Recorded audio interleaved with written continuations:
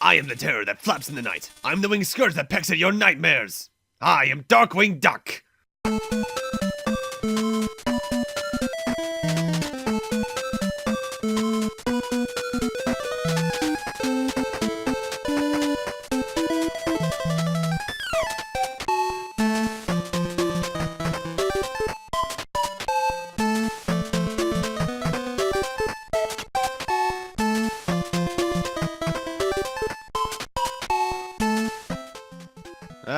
That takes me back. Hello everyone and welcome to Let's Play Darkwing Duck. Another one of those NES adaptations of a Disney afternoon cartoon, and honestly probably one of the better ones. Once again, we need your help, Darkwing. A mysterious crime wave has swept over the city. We believe these crimes are the work of that secret criminal organization, Foul. You must put an end to their fiendish plans. Launchpad will brief you with the details of your mission. Remember to collect all the stolen diamonds and gold bars. Good luck, Darkwing. I actually forget what Gatter's voice even sounded like. Where should we go now, DW? Let's go over here. QuackerJAck and his henchmen are blocking the construction of the new bridge. You better stop them before someone gets hurt. Do you want to go there? Sure. So yeah, we have a bit of a stage select like a Mega Man game, although we only have access to 3 stages at the start right now. And going right on in, we are Darkwing Duck. We just get right on into the action. What I just got there is our first sub-weapon, Thunder Gas. All the sub-weapons in this game are kind of gas. I'll go more into what they can do as we go through. Darkwing controls like a standard NES game. A is jump, B is firing. Though some controls that I forget about for a bit, you can hold up to bring out your cape and that will reflect basically 90% of projectiles. And pressing down will cause you to duck, allowing you to shoot lower. Darkwing Duck's main platforming gimmick is holding on to a lot of elements in the stages like that. Sorry to interrupt your mission, but we need your help. A group of burglars have broken into the city vault and taken all the valuable items. Information indicates that the burglars dropped some of the loot during their getaway. Bust open the containers and collect as many items as you can before the time runs out. Good luck, Darkwing! Within every stage lies 2 bonus stages, 1 of 2 varieties. This one and one we'll be seeing later on. I'm showing them all off as we go through the game. This is a good opportunity to get those little gas canisters, which increases your sub-weapon use. It's basically the hearts from Castlevania. 2 kinds of score items, which are the diamond and the gold bars. Diamonds are worth 100 points, gold bars 500. Health items, such as life boxes or just little life bottles. And on the rare occasion, even extra lives, and you're gonna get a lot of those. Compared to some of the other Disney afternoon games I've played out on the channel, this is easily the easiest to get lives in, because you can easily max out around 20, probably. Whenever you access a bonus stage, you are put back to the previous checkpoint, though, so I needed to replay the first portion of the stage there. But yeah, the way you hang on to objects within the stage is just by pressing, well, no, just jumping into them. Not every portion of an object is going to be grabbable, but most of them are. And you're just going to need to master that going through the game and the physics of how you jump off of them, because you'll always jump off at more or less a 45-degree angle with a slight arc going downwards. Now, the sub-weapon we got right now is the Thunder Gas. The way you select a sub-weapon is by pressing the select button. You'll know you have it activated when there's actually a number of your gas ammo beneath the acronym for whatever weapon you're using. In this case, it's TG for Thunder Gas. The Thunder Gas sends out 2 little lightning bolts to either diagonal from you. Sorry to bother you, Darkwing, but we found the location of the burglar's hideout. Our informant said that it is filled with the stolen items. Block the capsule with your cape, and Goslin will help you collect the items. Watch your step and good luck. And the other type of bonus stage is a bit harder to master.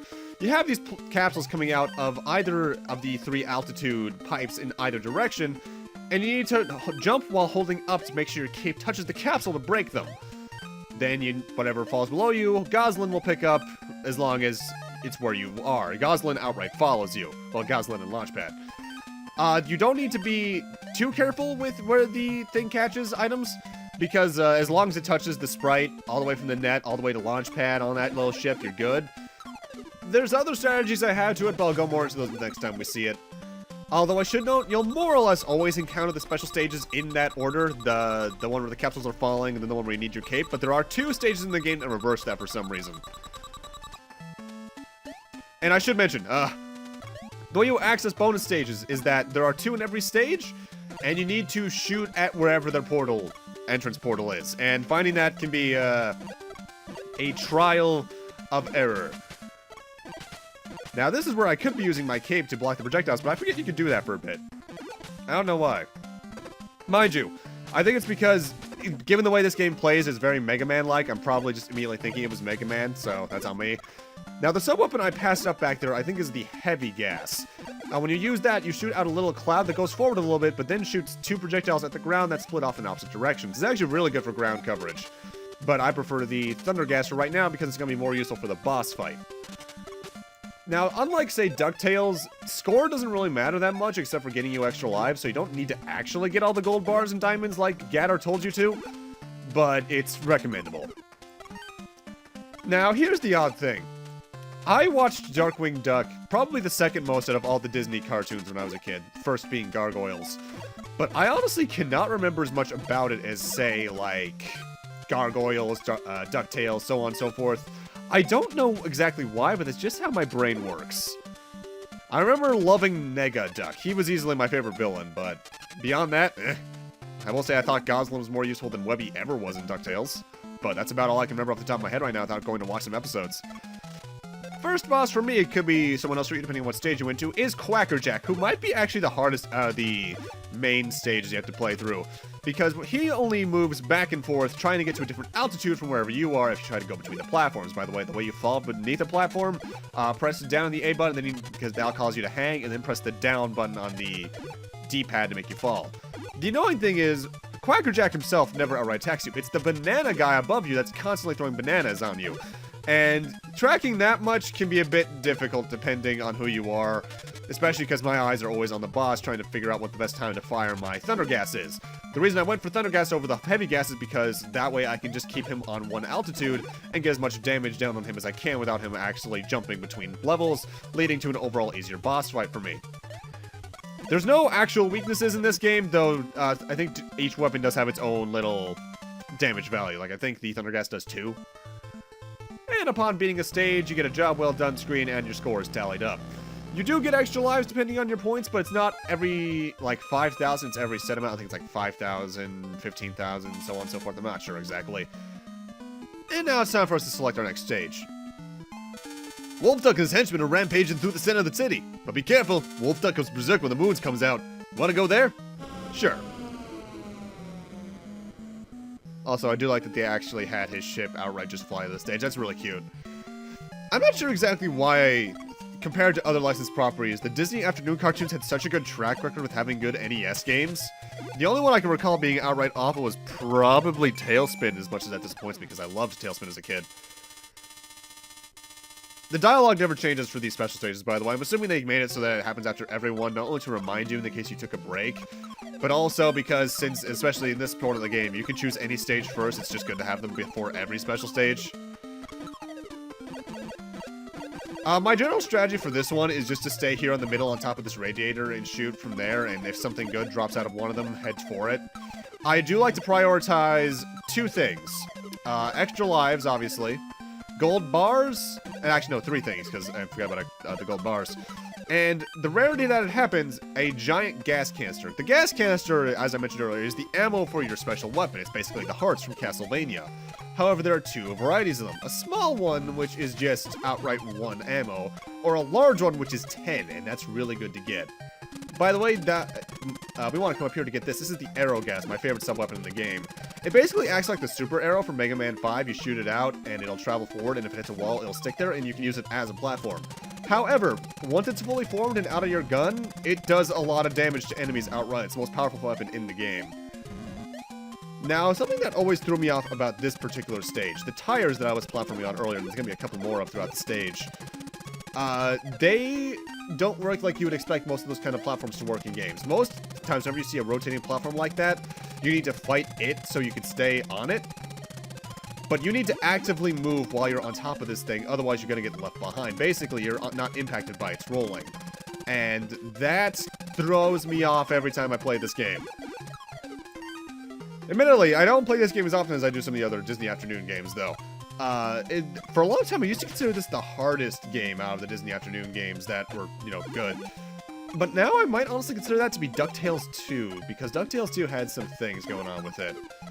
Chip 'n Dale 2, I recall, also being one of the harder ones out of them all. And we want to shoot while hanging onto this to access the second bonus stage. Usually they are pretty good about putting a bonus stage after their checkpoint. Like there's always one in the first half of the stage and then one in the second half, so on and so forth, or at least after the first checkpoint, so that's pretty good. Now my basic strategy for this special stage is to stay on this particular hook, because then I have access to more or less 4 out of the 6 directions things can go in. I want to hit things roughly around the time they're either directly above me or halfway between this hook that I'm on right now and that little brown line in the background. I also notice that the items tend to want to fall alongside the black bars in the background, but between the panels. And that's really useful to know because that allows you to position yourself just that bit better. I have a bit more luck in that special stage if I position myself directly in the center of the hook than just slightly to the left or slightly to the right. But overall, player preference on what you do there, I just prefer to stick there.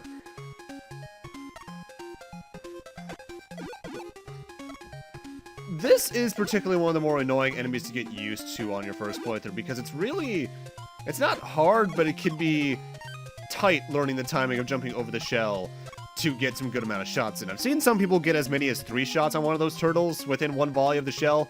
I am not that risky, so I only go for 2. You don't need to come down here, it's mostly just for the heavy gas, but just due to some paranoia from other games I've played, I like to hit the second balloon. Another one of the most annoying enemies in the game is right here, this padded duck.